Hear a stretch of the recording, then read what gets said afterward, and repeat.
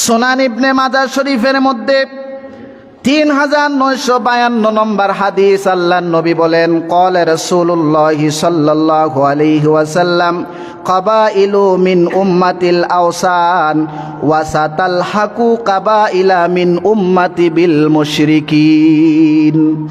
আল্লাহর নবী বললেন, কিয়ামতের আগ মুহূর্তে একদল গোত্র, একদল সম্প্রদায় আর একদল মানুষ যারা আওসান আমার উম্মতের মধ্যে মূর্তির পূজা শুরু করবে, ওয়াসাতাল হাকু কাবাইলা মিন উম্মাতি বিল মুশরিকিন, আর এমন কিছু গোত্র, এমন কিছু সম্প্রদায়, এমন কিছু মানুষ যারা মুশরিকদের সাথে মিলিত হয়ে তাদের আচার আচরণ অনুষ্ঠান রীতিনীতি পালন করতে ব্যস্ত হয়ে যাবে।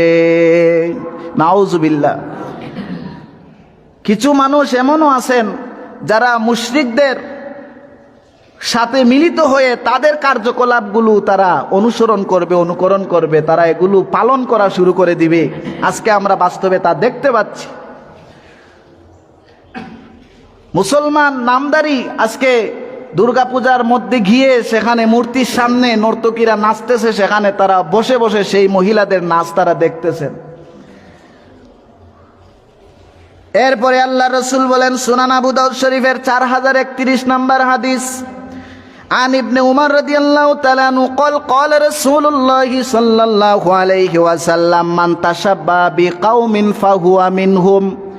ইবনে উমর থেকে বর্ণিত, আল্লাহ রসুল বলেছেন, যে ব্যক্তি বিজাতি মানুষের অনুকরণ করবে, আল্লাহ পাক তাদের দলের মানুষ হিসাবে ওই ব্যক্তিকে সাব্যস্ত করবেন। নাউজুবিল্লাহ। যে অন্য ধর্মের মানুষদের, বিজাতি অন্য ধর্মের মানুষদের আচার আচরণ, কৃষ্টি কালচার, তাদের ধর্মীয় উৎসব, এগুলোর মধ্যে তারা গিয়ে সামিল হবে, আল্লাহ তাদেরকে ওই ব্যক্তিদের, ওই ধর্মের মানুষদের অন্তর্ভুক্ত তাকে বানায়া দিবেন। এটা আবু দাউদ শরীফের 4031 নম্বর হাদিস, সহিহ সনদে বর্ণিত। আজকে আমরা যারা মুসলমানের ঘরে সন্তানরা মূর্তি পূজার দেখতে গেলাম, মূর্তি পূজার উপভোগ করলাম, তাদের আনন্দটাকে ভাগাভাগি করলাম, তাহলে অবশ্যই আমরা তাদের দলের হয়ে গেলাম, আর তাদের দলের হওয়া মানে অবশ্যই আমরা জাহান্নামী হয়ে গেলাম।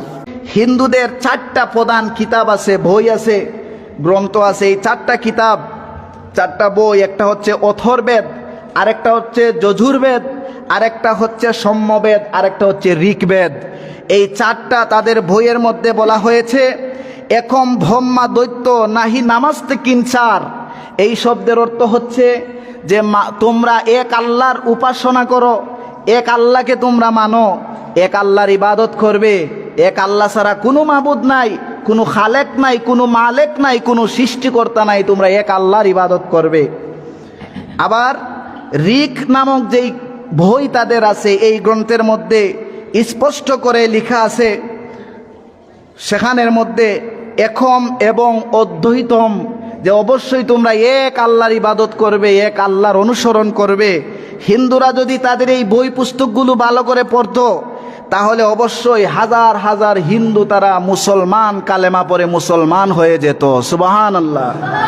তাদের ধর্মগ্রন্থের মধ্যে স্পষ্ট লেখা আছে, তোমরা অবশ্যই এক আল্লাহর ইবাদত করবে, এক ঈশ্বরের ইবাদত করবে, এক স্রষ্টার ইবাদত করবে।